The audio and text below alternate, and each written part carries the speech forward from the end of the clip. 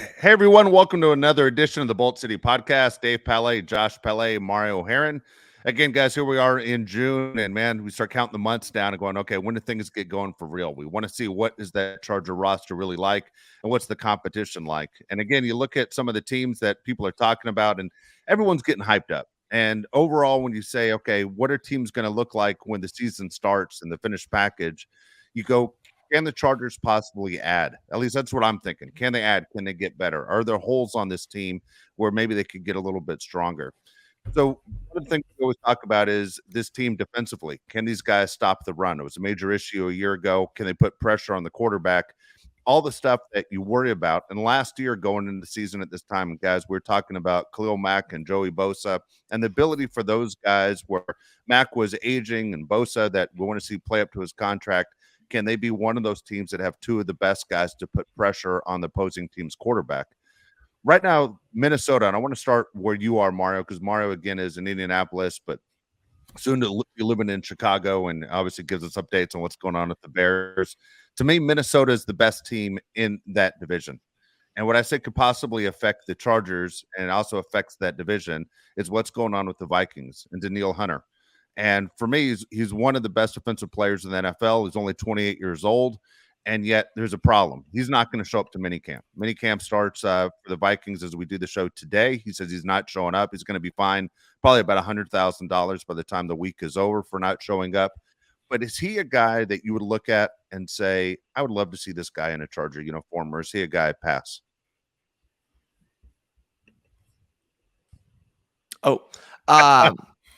As always, happy to be here in Bolt City. It was a cool day in Indianapolis. You mentioned it's a 60-degree day, which is great in the summer on June 12th when it's a little bit cold and it freezes the brain a little bit, shocks the system. So that's why I was a little bit delayed right there. It's one of those things where I would love to have Hunter, and it'd be, I think, a well-calculated move on the Chargers because, like you said, he's 28 years old versus a Mac that's on the other side of 30 with a Bosa that's kind of around the same age, and we still don't really know what Bosa we're going to get in 2023. We hope it's a Bosa that we know and love, or it's a Bosa that Dave knows and hates. So it's just one of those two things. It's like, which one are we going to get? I'd be interested to see what Vikings are asking for Hunter. Like you said, I think it's not a hot take, and it's not really up for debate that they are the best team in that NFC North division. Yet it seems like they're selling right now. They seem like there are sellers at the deadline a little bit, and it just kind of doesn't really make sense. Are they restructuring? Are they trying to get younger while also winning? It just doesn't, I don't know, just not adding up. I would love to see him on the team. I think it's what I call a 2K move where it sounds better in 2K and would work in 2K more than work in real life. Just because I think they're really committed to a Mac and a Bosa thing right now that they're going to try to see all the way through. But if there's a way for the Chargers to get Hunter, I'd be a huge fan of it.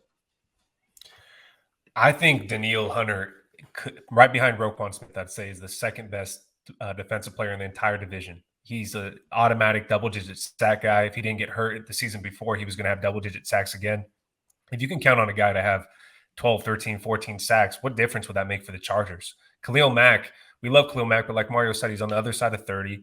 He was inconsistent the entire year. He started out hot, and then he was nowhere to be found. Joey Bosa has been inconsistent with injuries in his entire career. When he played, he didn't give us the production that we were looking for. If you could add a guy like Danielle Hunter on any team, you make an automatic impact, something that the Chargers desperately need. And Thule, by the way, is the only rookie on the Chargers that has not signed.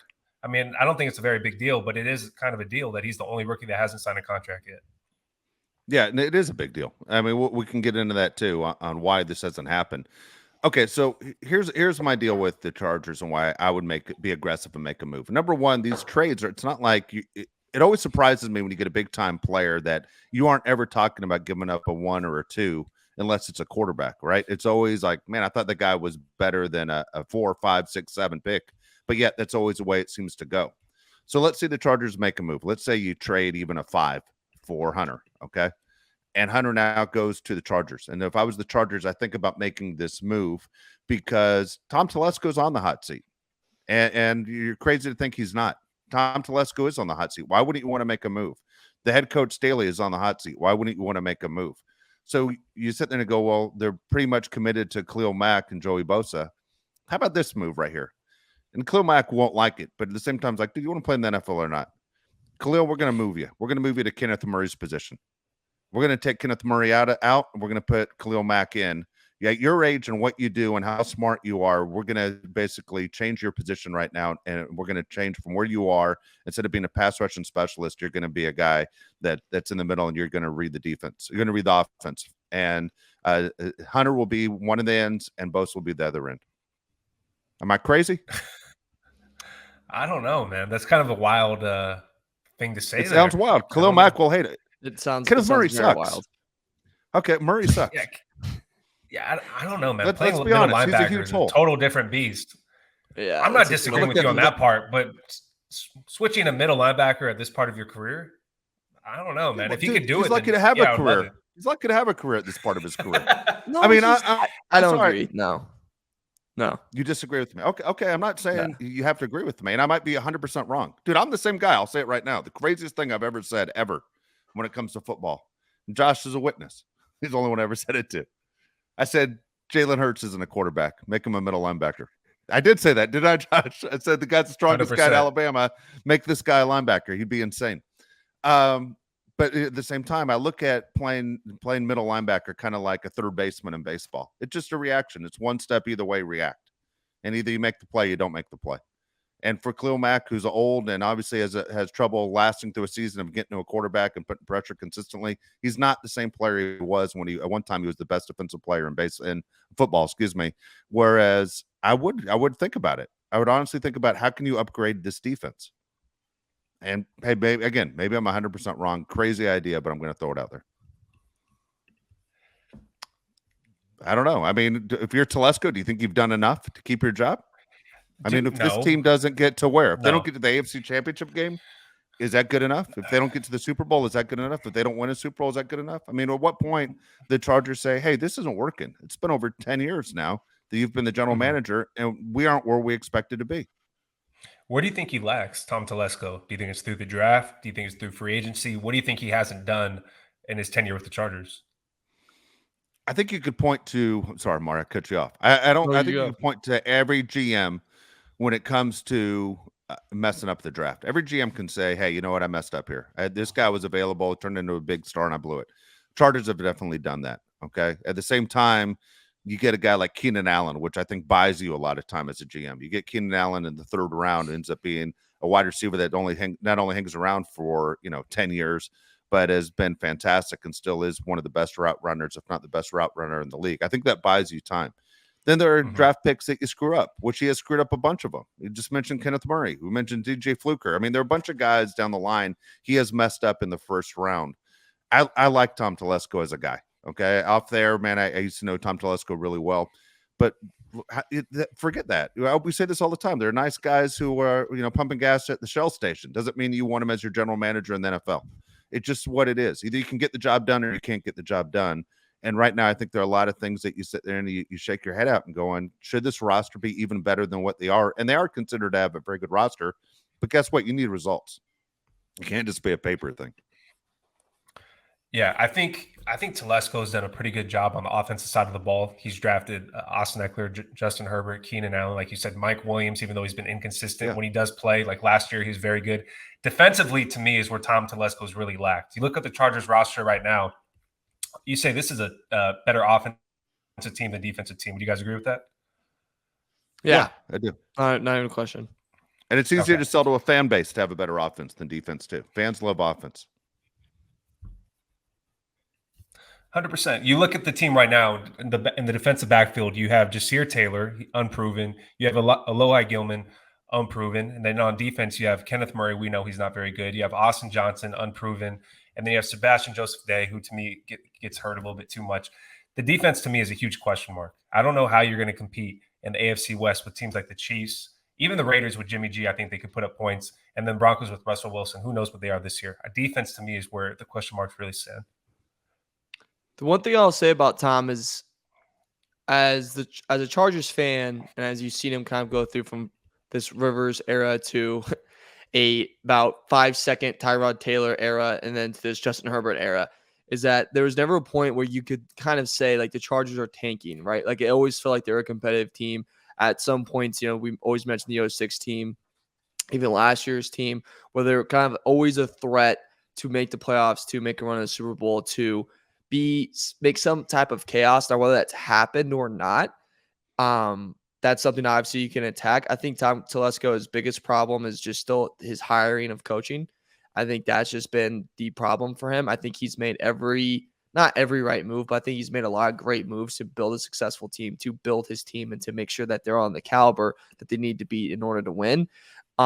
It's just, I think the coaching has always kind of affected the Chargers, have always kind of held them back a little bit. And, go back to like the Mac and the Hunter situation. The thing that scares me about Hunter is the 2 injuries that he had. 2022, the neck injury that took him out for a full year. 2021, plays 7 games, gets a pec injury that takes him out for a little bit. Obviously, last year we saw the damage you can do with 10.5 sacks. That's obviously a great achievement, played very, very well. But when you look at that almost screams like, oh my God, he's a perfect Charger because he gets hurt all the time, but he's a great player when he plays. That's a Charger right there. But I don't know if I want to trade for that right now when we are kind of already have those issues on roster. It is a very heavy offensive team that's supported by a defense that's has a hell of a pass rushing combo, again, when they perform. And I think if you're Telesco, you just hang on to the fact of wait until these guys perform. Wait until we get that A game when they're both on. And then you see what we were really, really going for. I think that's what they're really hanging on for right now. But I still think Telesco's biggest weakness when you look at just his tenure at the Chargers has been the coaching. Yeah, I don't disagree with that. It's almost like sometimes you think of some general manager that maybe they don't want that strong personality. They don't want that big time coach coming in that all of a sudden feels like he's taken over your program and what you're trying to do. And for Telesco, for me, it always seems like he's going for guys that he can control. The Mike McCoys, the Anthony Lynn's, the Staleys. These are all guys that are definitely underneath him on the pecking order. Not the big personality guys who have won before, not the Sean Paytons. Where Sean Payton's coming in going, hey, I know what it's like to hold that trophy. You have no idea what you're doing. And to be questioned by the head coach is always dangerous. The Chargers have been through this before. They've been through the coach general manager issue before with Bobby Ross and Bobby Beathard. They went through it, right? They went through it before with Marty Schottenheimer and AJ Smith. That whether it's an ownership deal or just Tom Telesco's deal where he says, I'm not going to bring in a guy that maybe people assume has more power than me, where I'm not going to create a rift in the front office. Well, it hasn't worked. It just hasn't worked. I mean, again, where would this team be? And all of us are big Andy Reid fans. I don't think there's anyone in the NFL who watched the NFL going, man, I kind of wish that guy was the coach of my team. Andy Reid was supposed to be here and have an interview with the Chargers before he took that Chiefs job. As the Eagles canned him, he was supposed to be having an interview in KC, an interview with the Chargers, and then he never got here.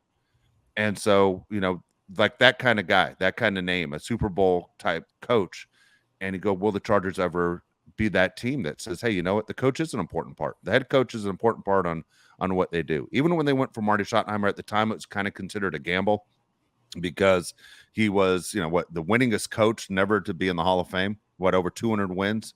Yet he made it to the AFC Championship game with the Browns over and over again. With the Chiefs, he had good teams, couldn't get over the hump. Even with the Washington Redskins at the time, he won 8 games in a row, finished 8-8, and then they get rid of him, and then the Chargers grab him, and then 14-2, he gets fired. All of a sudden, you get a coach with a big personality, but where is that coach, that Super Bowl resume coach, to come in and say, hey, you're the kind of guy we need to be in control of this Charger franchise, and Justin Herbert? Mari, I think you bring up a good point. The coaching has a lot to do with it. Well, the Chargers haven't had a coach that was notable since Marty Schottenheimer, right? Yeah, they sure. brought in a bunch of guys where you ask yourself, who is this person? You have to go on Wikipedia to look up their history. Why would you want to hire a guy like that? I know we're not supposed to talk about the NFL, but look at Major League Baseball with the Texas Rangers. They brought in Bruce Bochy, a World Series manager, and now they're the second best team in the American League. Bringing in a big-time coach can make a huge difference. That's why we say Kellen Moore is a big addition to this Chargers team. We talk about the draft and players that brought in like Eric Hendricks. Bringing in Kellen Moore could be the best offseason move because he's part of every single play. He decides on offense. He decides everything that's going on the offense side of the ball. That is a big offseason addition. I would like the Chargers to do the same thing with their head coach. For me, the perfect scenario would be the Chargers have a great season this year. We go far into the playoffs, and then we could bring in Kellen Moore because he did such a good job with the offense. I would love to keep a guy like that in-house. He's not a big-time name, but if he can run the offense, why not keep him? Brandon Staley, to me, is not a defensive genius. You know, he coaches defense, but is he one of the best in the league? I wouldn't say so. Any guy that blows a lead like that in the playoffs, you can't call him a defensive genius. Will Bill Belichick do that? Of course not. No, I think give up scoring. Go ahead, Mario. No, what were you gonna say? No, just saying you give up scoring runs on every play, every series in the second half and the last series of the first half in the postseason. You had such a big win. Everyone will say, you know, in the East Coast, I turned that game off. I went to sleep. I woke up the next day and Jacksonville won. I mean, it's crazy to think the way their season ended last year, and to know that your head coach is a defensive coach. There's no excuse. I'm still mad. I say this all the time. I'm still angry about that. I'll be angry about that 5 years from now. Here's my question, because you brought up earlier in the show, if the Chargers don't go far in the playoffs, does Tom Telesco get to keep his job? If you were not a Chargers fan, where would you rank the Chargers in the AFC? I was thinking about it today. 6, 5, 7, somewhere in that range. Are they a top 10 Probably team 7. in the NFL? I'll be honest with you. I've looked at it too. I get the same thing. If I wasn't a fan of this team and knew what this team was, I would go probably 7. I said the same. Like, I think a lot of people don't think the Chargers are a playoff team. I think there are a lot of people saying, are the Chargers a playoff team? I think a lot of people have them on that. Everywhere I've looked, said the Chargers are about a 50% chance to make the playoffs. And I think the Chargers are around the 9 or 10 team range for best teams in the NFL. I just don't know where you can look at this Chargers team and say, I know this guy's going to lock it up this year. There's holes all over this defense. I look at different outlets of where they rank the Chargers defense. 15th overall is where they rank the total defense. They rank the linebacker unit 12th, and the defensive line 31st in the NFL. You can't go far in the playoffs and make noise in the AFC with all these juggernaut teams having the 31st defensive line. We did not do enough on the defensive line to make a huge impact to, you know, get us going into the playoffs. We couldn't stop the run last year, and we didn't do much this year. So I don't know where, you know, we think it's going to be fixed.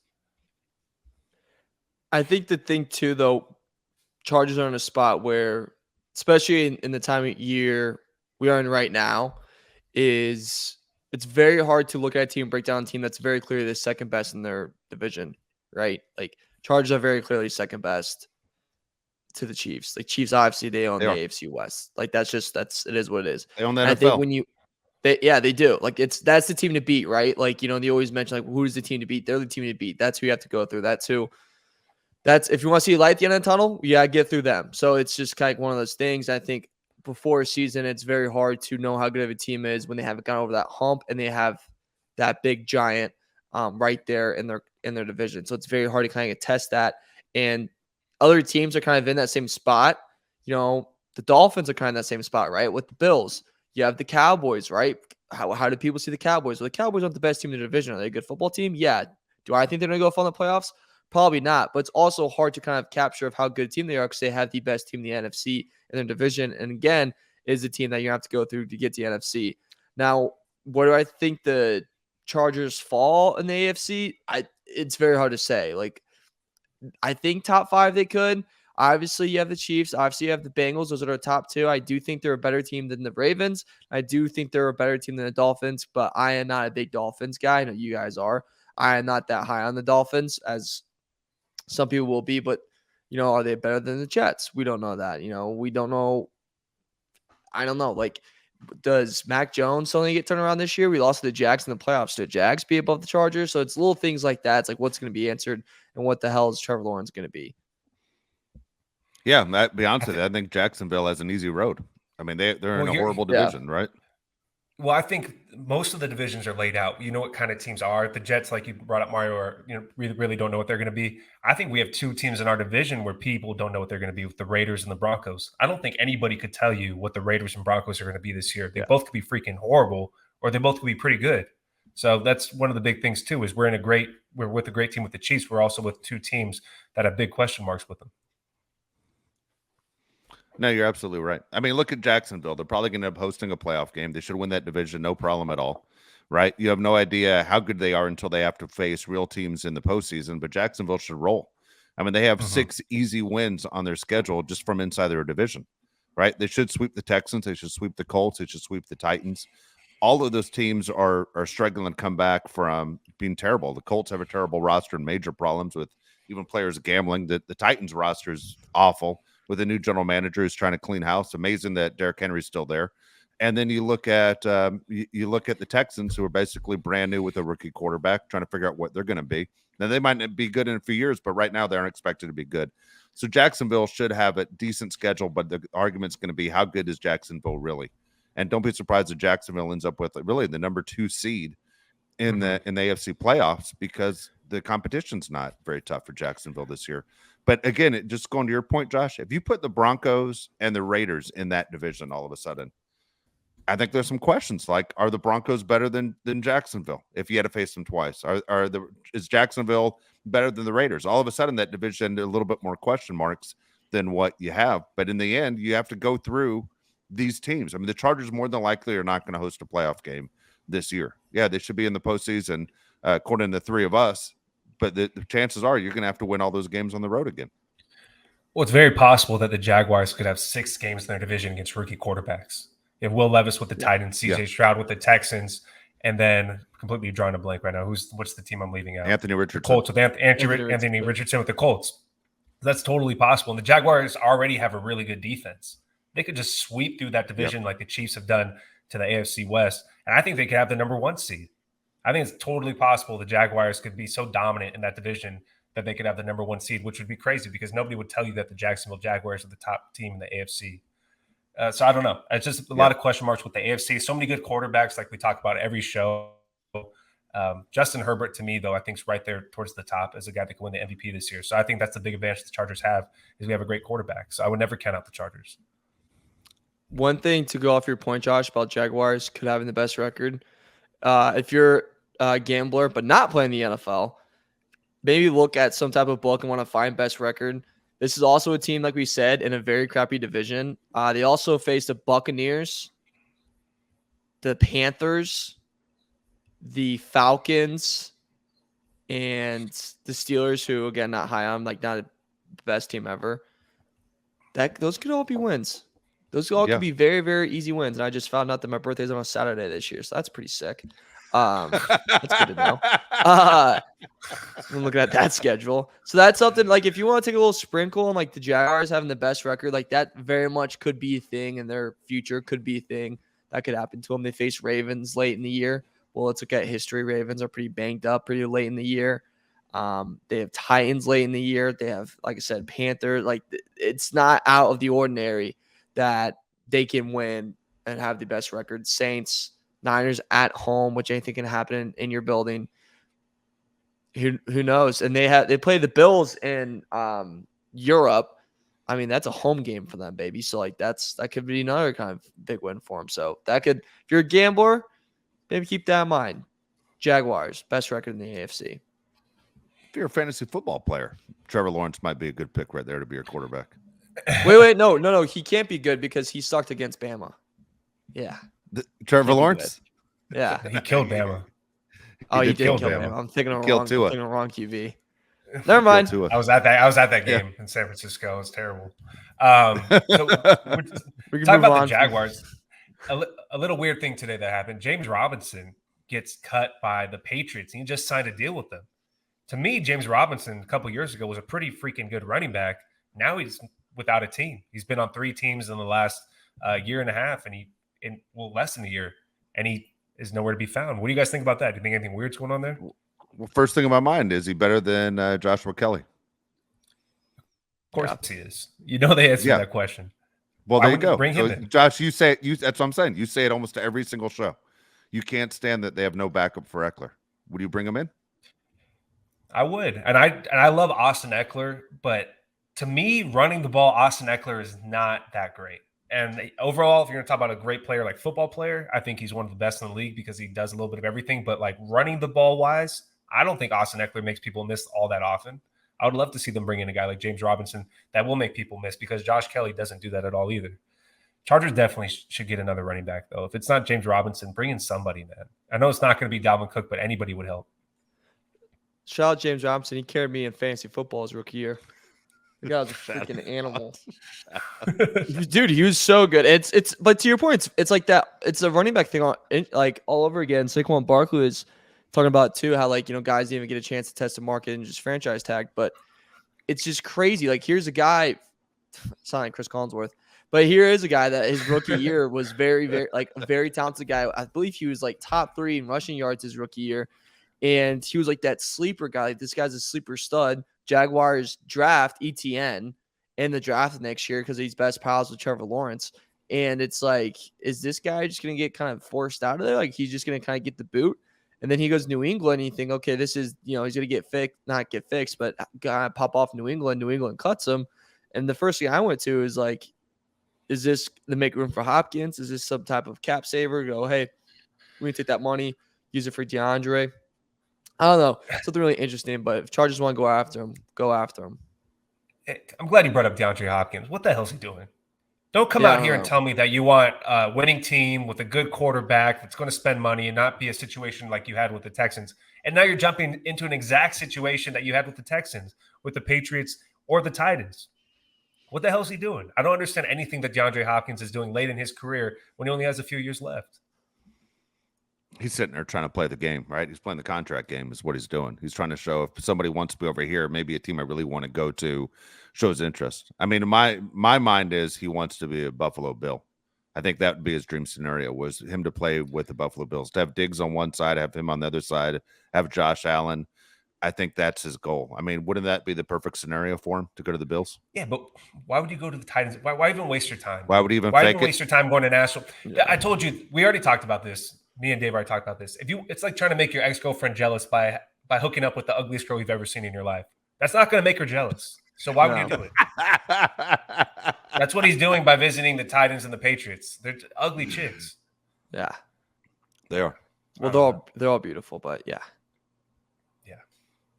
Yeah, you're right. All right. Hey, ESPN did something last week that I want to touch on. And what they did is they had a rating system of rating the core 5. Okay. And they ranked teams by their core 5 players. Okay. I'll give you an example of this. And so the Chargers, for example, their core 5 were Justin Herbert, Joey Bosa, Rashawn Slater, Keenan Allen, Derwin James. Okay. I like that 5 a lot. Okay. That's their core 5. Now, when I throw that at you, where would you think the Chargers would be ranked in their core 5 compared to the rest of the NFL? Probably 3rd. What do you think, Mario? What's that core 5 to you? 4th. Really? Yeah. Yeah, Sam. Go ahead. Sorry, real quick. I definitively, off the top of my head, say the Chiefs, and I say the Bengals. Those are the 2 teams to me that jump out. Probably have a better core 5. Yes, for me, at the top of my head, I was thinking Chiefs, Bengals, Eagles, but I would put them at 4.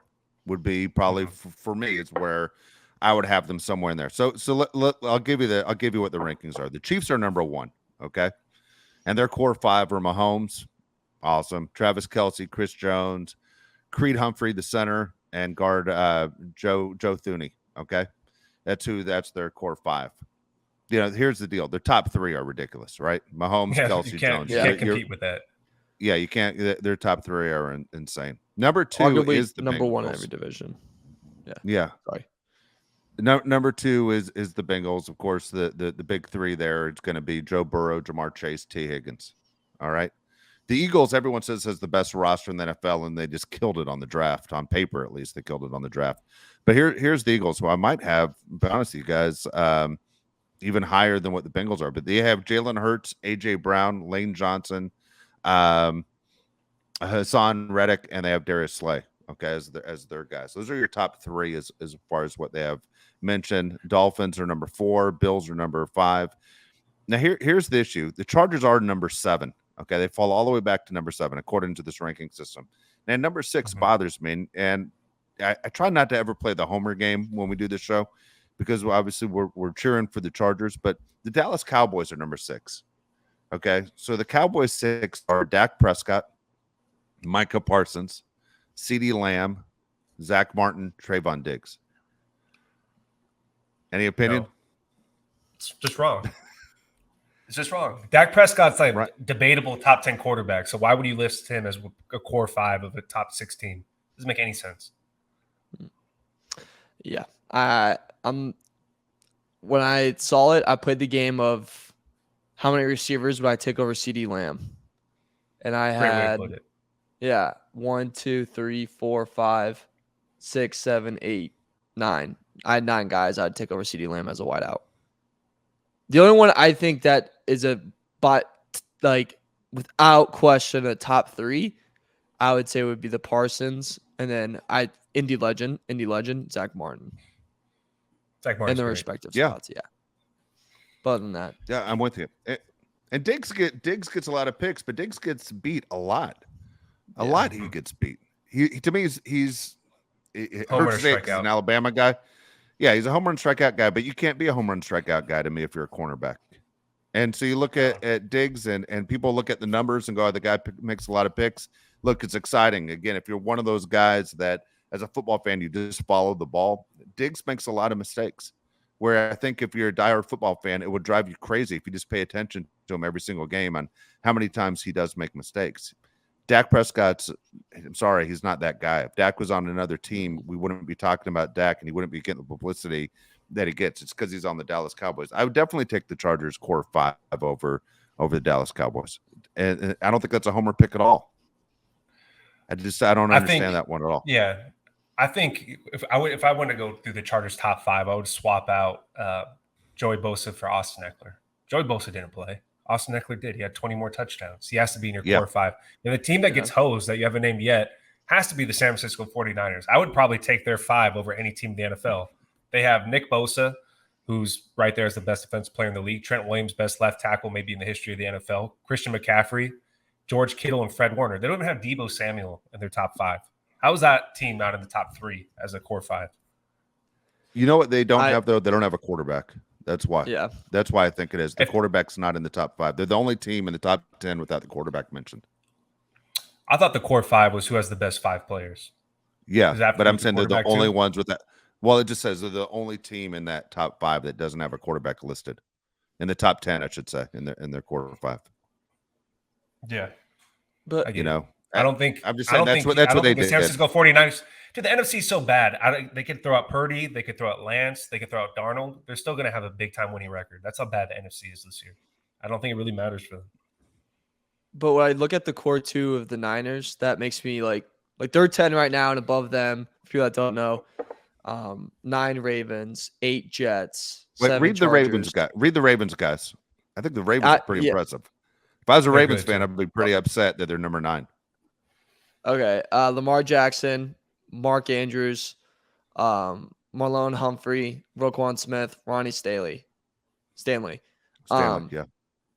Awesome. All of them are awesome. I'm not big on it at all. I would move them. They would be my 10 or 11. Like, it just doesn't really. Yeah, Niners would be above them right on the Ravens. Who do you not like on the Ravens? Yeah, which one? But here's the thing I look at. Like, here's how I look at when you see like these cores, right? I'm looking at what number of these guys are top 3 in their position, right? So we look at the Niners. The reason why I put Niners above them, Nick Bosa is arguably the best edge rusher. Trent Williams, the best offensive tackle. Christian McCaffrey's top 3 running back. George Kittle's a top 3 tight end. Fred Warner is probably the best linebacker in football. Yeah. So that's a lot of 1s, 2s, and 3s. And I think that's over the Ravens, where Lamar Jackson hurt a lot. He's maybe top 5. Mark Andrews hurt a lot. 3, probably the 3rd best. Humphrey's probably top 5. Roquan Smith, you can debate a lot. Stanley, you could really debate a lot. Maybe top edge of 5, maybe a little bit lower. That doesn't do it for me. I would drop them down a little bit more just because of that. And like you said, Josh, I even mentioned Deebo Samuel, which is kind of crazy. But it's also I look at the Bills and I go, Bills, I would drop you lower too. Von Miller, is this 2016 Von Miller? Like, are we going back in the portal? That doesn't really do much to me. Also, very interesting to me, the love that the linebacker spot kind of got in this core list, just because it's like the running back spot on the defensive side where that it's kind of gone down in value of how important the linebacker is, and the kind of Ray Lewis, Urlacher days of this is the most important part of your defense is not really around anymore. It's interesting. So Buffalo is number 5. So people are listening, trying to keep up with what we have. I will give you the top 10 as we talk about these guys. It's again, it's Chiefs 1, Bengals 2, Eagles 3. It's the Dolphins 4. Okay, I like the Dolphins roster a lot, as I say all the time. Buffalo Bills are 5. I agree with you. I think that Bills roster's the core 5 is too high. I think the Cowboys, who are number 6, are too high. Chargers number 7, I think, are too low. The Jets are curious because the Jets are number 8. The Jets' top 3 are very good. Are the Jets good enough to you to be even in the top 10? Like, are the Jets all of a sudden getting too much love because for the first time in 50 years, the Jets seem like a relevant team? It's because they're New York. It's because That's they're it, New York. right?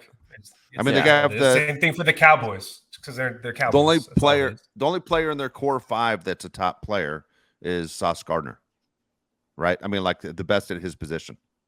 Yeah, that's it, right? Aaron Rodgers is old. Quentin Williams, who I'm a fan of, defensive tackle, and then Garrett Wilson's very good, but man, he's not number 1, right? No. Elijah Vera Tucker, the guard, that's their top 5, and they're ranked number 8 overall out of 32 teams. Yeah, no, it's way too high. Way too high. I think people also forget, like, Rodgers didn't have the best year last year. Yeah. And I think that just kind of gets lost. I agree with you guys. Like, they're getting so much, like, New York, we've seen this story before, right? Like, we've seen this story. It's in the chapter books. It's chapter 1.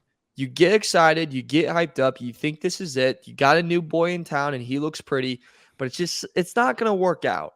It didn't work out with, let's go down the list. Didn't work out with Sanchez. Didn't work out with Pennington. Didn't work out with Darnold. Didn't work out with Zach Wilson. Didn't work out with Favre. Did I already say Favre? I hope I didn't say Favre because he doesn't deserve. Okay, good, because he's a scumbag. He's only allowed to get said once. And then you're try Rodgers, and like this is gonna be the golden ticket. This is gonna be this time. Like, it's just one of those things. It's like, we're really gonna sit here and just really pump you guys up in a tough division and put you guys 8th. And it's like, let's remember he didn't have the best year, and that we've seen this before of you guys getting really, really excited, and then you guys get really, really let down, and then we all make fun of you, you know? Then we have to be mean to you because it's like, look, you're a stupid idiot, you know? Like, come on. Well, here's the deal. Every NFL team wants a franchise quarterback, like the guy that's going to do the jersey sales for you, right? So if you're a Jets fan, probably the last time you bought a quarterback's jersey was probably Favre. Otherwise, why would you run out and buy a jersey with a quarterback number on it? But it's a major goal when you're selling merchandise. Do you have that guy? Do you have the Justin Herbert type guy that you go and, hey, that guy's the face of the franchise, and we're selling a jersey? I mean, the Jets, look, I don't know how I feel about the Jets. I don't care one way or another. I mean, it's a coin flip. I don't hate the Jets. I don't dislike the Jets. I'm curious to see what the Jets look like this year. Just because if Aaron Rodgers bombs, it's going to be kind of sad. If Aaron Rodgers is great, all of a sudden there's a team in the number 1 media market that's exciting to talk about.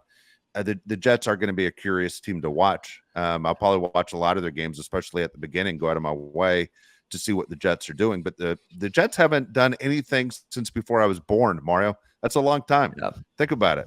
About 4 years before I was born was when, Joe Namath guaranteed, hey, this is when we're going to win it. I guarantee it. Jets haven't done anything. They've been a complete embarrassment. Number one media market, been an absolute joke.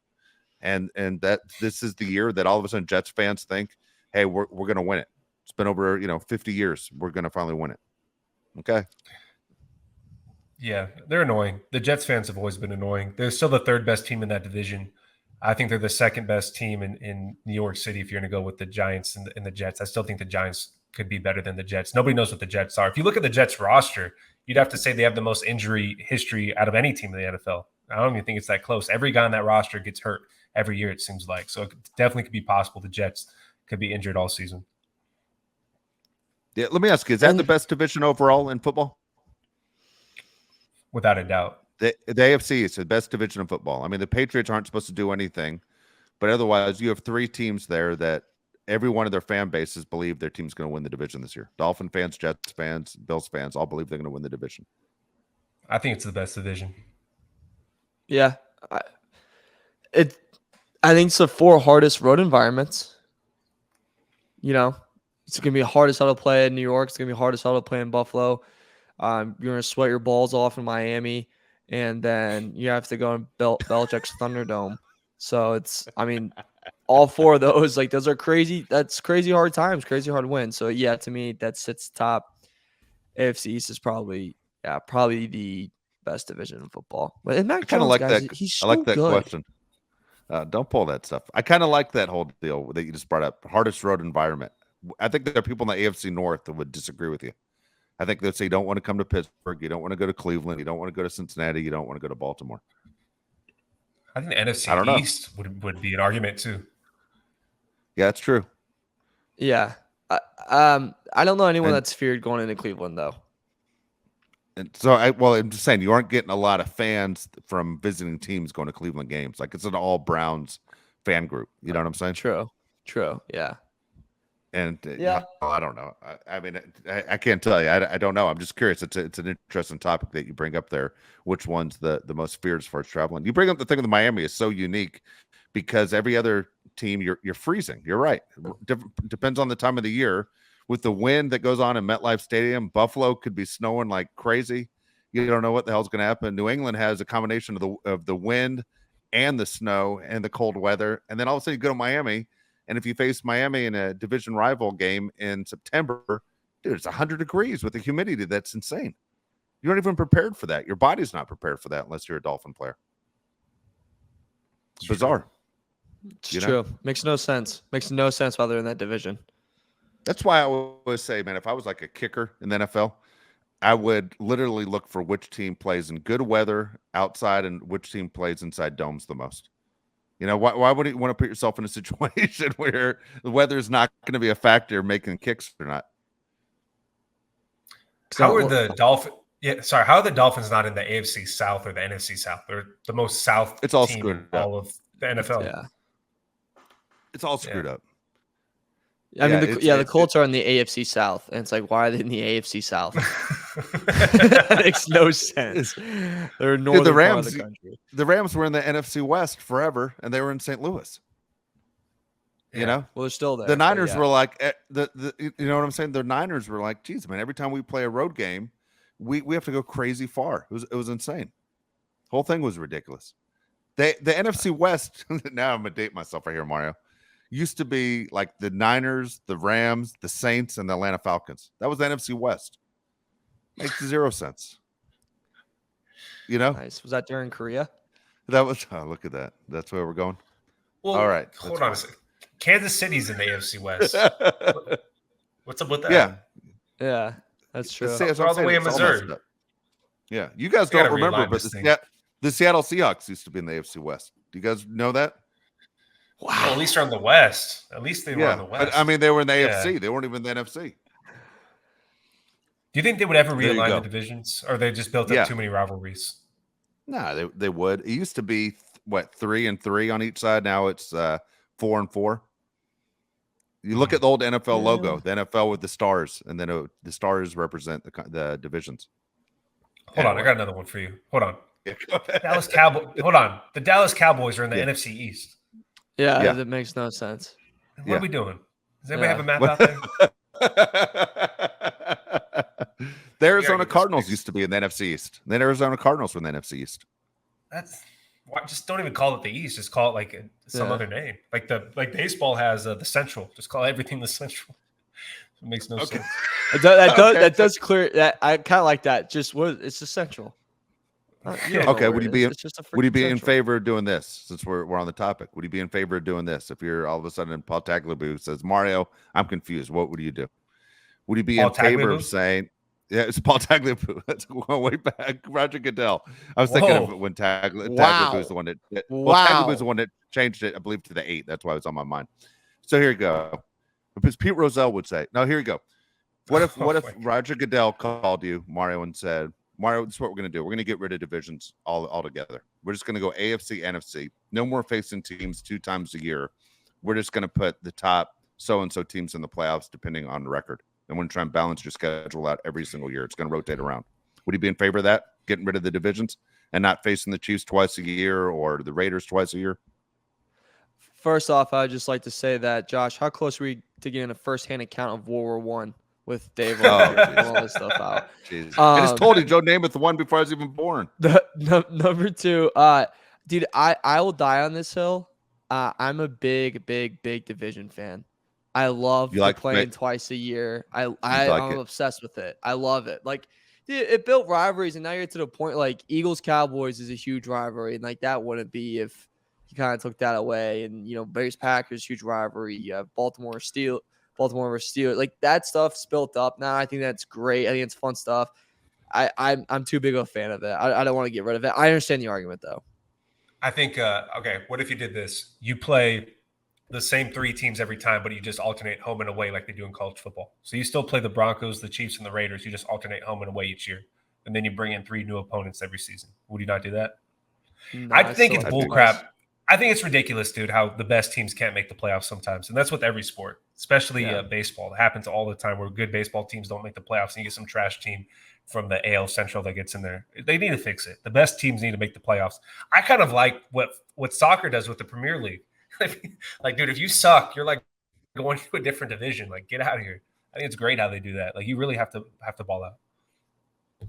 Okay, but then my point to that then is like, is that going to go to every sport then? So like in college basketball, if the Big 12 is stacked up, then we're like, all right, separate them because it's too stacked up. It's too unfair. Or like college football, the SEC, it's too unfair. These teams are like LSU deserves or Bama deserves a shot. So like they just should be in this different conference. Like that stuff where I feel like he kind of gets blurry, if you know what I mean. Or if that sounds completely I 100% think in college football they screw up by not playing more teams outside their conference. I think every college football fan would like to see like a Michigan USC matchup or a Michigan Texas Alabama Michigan, stuff like that, where you get the big programs to play against each other. Nobody wants to see Alabama play Vanderbilt. Nobody gets anything out of that. Vanderbilt doesn't want that. Alabama doesn't want that. Make these guys play big powerhouse teams. Okay. What? Bama wants that. Bro, Saban likes that bye week. But they like that bye week. It doesn't help you in your power rankings at the end. It doesn't hurt you. It doesn't help you in your power rankings. They have all to lose, nothing to gain. I'm telling you, schedule, I was there when this thing happened. When we were at everybody wants to talk about Alabama playing teams like the Citadel before the LSU game as a tune-up. Dude, when I was at Alabama, they did not want to play the Citadel. They did it because they knew they had LSU next week. Shorten the schedule. Make Alabama play all top teams like they did during the COVID year. That's what the fans want, and that's what the players want. They don't want to waste their time getting hurt against the Citadel or Elon or Troy or any of these lower level teams. Fix it. Same thing with the NFL. Nobody wants to see the Chargers. Nobody wants to see the AFC South. The Colts twice a year against the Texans. The Colts twice a year against the Titans. It sucks, dude. It's just bad football. Whenever it's on TV, you're just like, what the hell is this? That if you're a season ticket holder, let's say for the Chargers, and you look at the schedule and it's the AFC South, you know that those teams don't travel. I mean, the Chargers rely on those teams to travel, right? I mean, as much as you say you hate to see Bronco fans in SoFi Stadium, the Chargers rely on that money. They know the Colts fans don't travel. The Titans fans don't travel. None of those teams travel. Titans, Texans, Jaguars, none of them travel. They don't have that fan base. It's not, guarantee ownership doesn't want that. All right. Last schedule question I'm going to ask you. Would you like to see it the way the NBA does it, where the NBA splits up West and East? You see what I'm saying? It's great. I think it's great. Where all the teams, so you're guaranteed basically a Super Bowl of a West against an East. I think it's great because in the NBA, you're always going to guarantee the best teams get into the playoffs. You can't guarantee that for the NFL or Major League Baseball. But I don't think you can guarantee that for the NFL because it's always just one game. Like you can't go like best of 3 or anything in football. Like it's just one game, and anything can happen in that one game, and that's why it makes it exciting. Like one game, I don't know, like Colts might beat the Chargers just because it's a crazy week, but like it's best of 3, they won't. I'm not saying you let in more teams. I'm just saying you fix the schedule where they play everybody evenly. You're not, like we just said earlier, the freaking Jaguars are going to get 6 easy wins this year. Who does that benefit besides the Jaguars? I think if you do it like he said, whether it's the West and the East, you kind of have an easier layout of who's the best team. Keep in mind, they haven't like won in Jacksonville in like a crazy long time. Who? I mean, oh no, wait, what is that? There's something in the AFC South I'm missing where like no matter how, maybe it's the Jaguars and Texans, I think. I might have to double check that, but something where like I think it's Jaguars Texans actually, where they cannot win in Houston for some reason. It's just bad luck. They go there and they suck. Which is I think very funny. Like I love stuff like that. Yeah, that's weird. I mean, the Titans a few years ago owned the Jaguars for like 10 straight games or something. So those happen. Yeah, hell, the Colts owned the Titans when Peyton Manning was there. I mean, nonstop. Yeah, just yeah. But anyway, kind of interesting. Think about it though. If you had the West in the NFL, and you had basically the Raiders, Chargers, Seahawks, Niners, Rams, Cowboys, Cardinals, Broncos, they'd all be one side. You know what I mean? Yeah. If you went the NBA style of it, you kind of split it down that way, and you went West on one side. At least I don't know how the NFL's having zero problems with TV ratings, but my thing is your Super Bowl would be an East against West matchup. You'd guarantee, basically of interest from both sides of the country. But at the same time, the NFL does such a great job with wagering or everything else. It doesn't matter. I guess they're doing fine. They figured it out. So, When as I'm going to speak for the East part of the country real quick. When do we start claiming Josh Palet from the West? Because right now he does live technically in the East. So when does the negotiation start? I think I'm closer to the East too. I'm going to Florida a couple weeks. I'm going to New York City, doing the whole thing. I love, dude. I think it's cool as hell. I'll tell you right now, living in Nashville, now I can travel everywhere within an hour, dude. Yeah. In San Diego, you can only go to Phoenix, Vegas, LA, and San Francisco, and then everything else is really far away. Really far. I love the best thing about living where you live, Mario, in Indiana, is you can get everywhere within an hour on a plane. It's great. Crossroads of America, baby, and we accept you. We accept you. Thank you. I appreciate that. Yeah. Crossroads of America. There you go. That's so funny. All right, Mario, before we get out of here, do you have something crazy you want to bring up? Yeah, I can't. Well, one's do you want like a gross one, or like do you like how I sleep one? Well, God dang, I'd rather, dude. I don't know if I have the stomach for a gross one. Which way you want to go, Josh? The gross one. Okay. All right, I can't. All right, you ready? Yep. I can't use toilet paper anymore. I'm out on it. I'm out on toilet paper. I'm out on it. You all baby wipes? All baby wipes, baby. Like I'm a That's fine. 1-year-old coming straight fine. out. That's fine. Yep. That's fine. Baby wipes are fine. I thought you were going to say you're just a sit and go guy. And I was like, all right, we can't be friends anymore. I used to, No. but not anymore. What the hell are you talking about? Used to? Hopefully you were like a little baby. No, What are like you when I was talking in about? when I was in high school and stuff and middle school, like since the toilet paper was always bad there, I would just be like, dude, just wait until you get home to wipe. Or I would bring yeah. That's how you gotta do it, dude. Or you just grab your friend's towel. It's not how you got to do it. All right, hold on. There's so many things I could say questions. to you right now, but not on the camera. Yeah. Why are you out on toilet paper now? Does it hurt? Like it just hurts when you wipe, or what's the reason? One, I'm looking for a sponsorship here, Dude Wipes. If you would like to, hop on this in any single way, Dude, good for you. Use and Dude Wipes. You could throw them right in the toilet. They're flushable. Yeah, they don't Not clog. all wipes are flushable. Yeah, that's what and they I'm don't saying. clog. Yeah, Don't mess up your system, your toilet. I like dude, it. and you like use those idea. one time. Use those one time to change your life forever. It's a life changer. Yeah. So what's the reason though? You don't like toilet paper? I just can't get. I'm not clean there, brother. Like I just can't get not enough action. So it's like the Dude Wipes, you get more action, and it's better on your butt, Because, yeah. Hold on. Why wouldn't you just wipe first with the wipes, so then you can follow it up with toilet paper, so you can get in there more? No? So the key is, sometimes if I'm low, I'll go toilet paper first and then finish off with the Dude Wipes. You gotta have your salad before your ice cream, brother. No, I'm never. It's hard to argue that. It's hard to argue that. It's hard to argue that. Whatever, man. Whatever. All right, go to the whatever sleep. works. You go to the sleep story. Now I got to know the sleep story. Oh, I have to sleep with 2 screens on, full blast. What are you talking about? It. Your like TV? I have to have screens. I have to have a TV on, full blast. I have to have my laptop on with something, full blast, for me to sleep.